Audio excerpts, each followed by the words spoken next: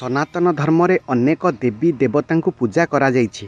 पुराणरू आमे समस्ते जानिछे जे देवादेवी माने स्वर्ग रे रुहंती, किंतु समस्त देवता बा देवी स्वर्ग रे रुहंती नहीं। अलगा अलगा देवतांकर स्वतंत्र वासस्थान रहिछि। आजिर भिडियो रे जानिबा शक्तिशाली देवी देवता मानंकर निवास स्थान केउठारे। जय पतितपावन जगन्नाथ, जय सनातन। आपण देखुछंती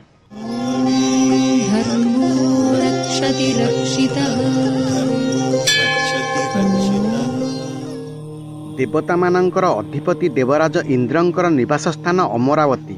एहार निर्माण निजे इंद्रदेव करथिले। एहा उदय पर्वत निकटरे अवस्थित एवं सूर्य समान चमकु थाए। एहा 150 योजन दीर्घ एवं 100 योजन प्रस्थ, उच्चता 5 योजन। स्वर्गर राजा इंद्रंक महल आकाश रे झुली रही थाए एवं इंद्रंक इच्छा अनुसार जेकोसी स्थान को जाइपारे।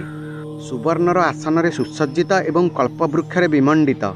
इंद्रदेवंकर सभागृह मझिरे तांकर विशाल सिंहासन रहिछि। सेठारे से तांक पत्नी सचींक सहित विराजमान हुअन्ति। सची बहुत सुंदर एवं शालीन। इंद्रदेवंकर सभागृहर नाम सुधर्मा। इंद्रदेव केवल साधारण मनुष्यंकर नुहंती, बरं अनेक शक्तिशाली दिव्य देवतांकर मध्य पूज्य, जेपरि साधक, आदित्य, सिद्धगण एवं मरुतगण। कुबेरंक निवास स्थान को से निजे निर्माण करथिले।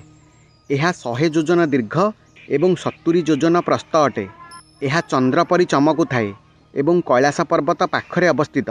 यक्षंक अधिपति कुबेरंक निवास स्थान एक निर्दिष्ट अक्षरे घुरुथाए। एठारे अनेक यक्ष निवास करती। एहा दिव्य मणि एवं सुवर्णमय वृक्ष द्वारा सुशोभित।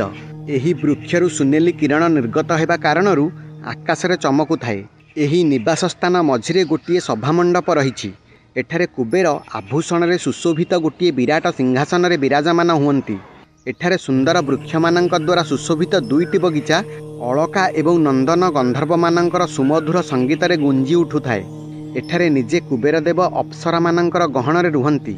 रंभा, मेनका, उर्वशी, ईरा, चारुनेत्रांक भली अप्सरा एही सुंदर बगीचा को विचरण करने को आसंती। वरुण देवंक निवास स्थान विश्वकर्मांक द्वारा निर्माण करा जाइथिला। एहा ब्रह्मांडीय महासागर रे अवस्थित।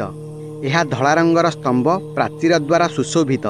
एहा 100 योजन दीर्घ एवं 100 योजन प्रस्थ। एही निवास स्थान दिव्य मणिगुड़िक द्वारा सज्जित वृक्ष मानंक द्वारा शोभा पाउथाए। एही निवास स्थानर मझिरे सभागृह अवस्थित। एठारे वरुणदेव निज सिंहासन रे विराजमान हुअन्ति। गौ एवं पुष्कर तांक उपरे गोटिए धला रंगर छत्र रे छाया प्रदान करती। बासुकी, तक्षक, ऐरावत परी सर्प तांकर पूजा करती।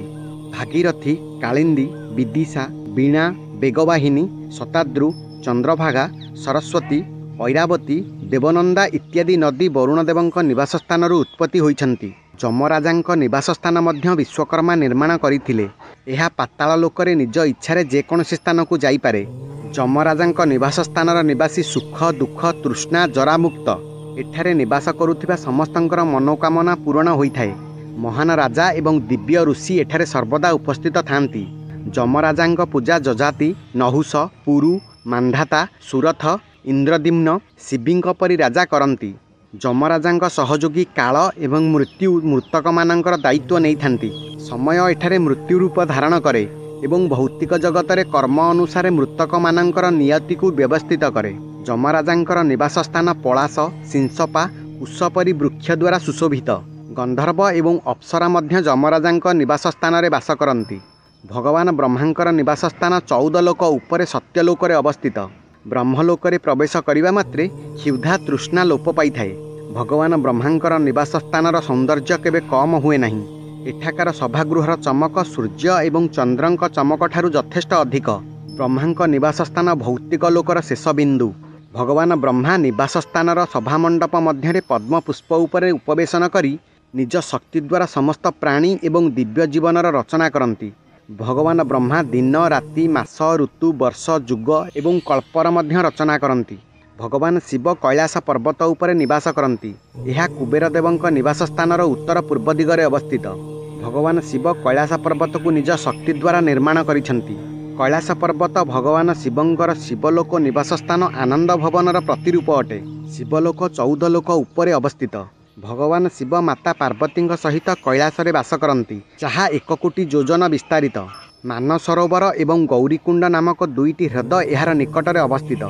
ମାନସରୋବରକୁ ବ୍ରହ୍ମା ନିଜ ଶକ୍ତିରେ ଉତ୍ପନ୍ନ କରିଥିଲେ। ଶିବଙ୍କର ଗଣ ଭୂତ ପିଶାଚ କୈଳାସ ପର୍ବତରେ ନିବାସ କରନ୍ତି। ଭଗବାନ ବିଷ୍ଣୁ ବୈକୁଣ୍ଠ ଲୋକରେ ବାସ କରନ୍ତି। ଏହା 14 ଲୋକ ଉପରେ ମକର ରାଶିର ଦିଗରେ ଅବସ୍ଥିତ। ଭଗବାନ ବିଷ୍ଣୁ ମାତା ଲକ୍ଷ୍ମୀଙ୍କ ସହିତ ବୈକୁଣ୍ଠରେ ବାସ କରନ୍ତି। ଏହା 2,62,00,000 ଯୋଜନ ବିସ୍ତାରିତ। ଜୟ ଏବଂ ବିଜୟ ଏହାର ରକ୍ଷା କରନ୍ତି। ବୈକୁଣ୍ଠ ଲୋକରେ କେବଳ ସେହିମାନେ ପହଞ୍ଚି ପାରିବେ ଯେଉଁମାନେ ଜୀବିତ ଅବସ୍ଥାରେ 3 ଗୁଣ ଉପରେ ବିଜୟ ପ୍ରାପ୍ତ କରିଥିବେ। ବୈକୁଣ୍ଠ ଲୋକରେ ସମସ୍ତେ ଆତ୍ମା ରୂପରେ ଅବସ୍ଥିତ ଥାନ୍ତି। ଭଗବାନ ବିଷ୍ଣୁଙ୍କ ନିବାସ ସ୍ଥାନ କଳ୍ପବୃକ୍ଷ ଏବଂ ଦିବ୍ୟ ମଣି ଦ୍ୱାରା ସୁଶୋଭିତ। ଏହି ଭିଡ଼ିଓ ଆପଣଙ୍କୁ କିପରି ଲାଗିଲା କମେଣ୍ଟ କରି ଜଣାଇବେ ଏବଂ ଚ୍ୟାନେଲକୁ ସବସ୍କ୍ରାଇବ୍ କରିବେ। ରହିଲି। ଜୟ ଜଗନ୍ନାଥ, ଜୟ ସନାତନ।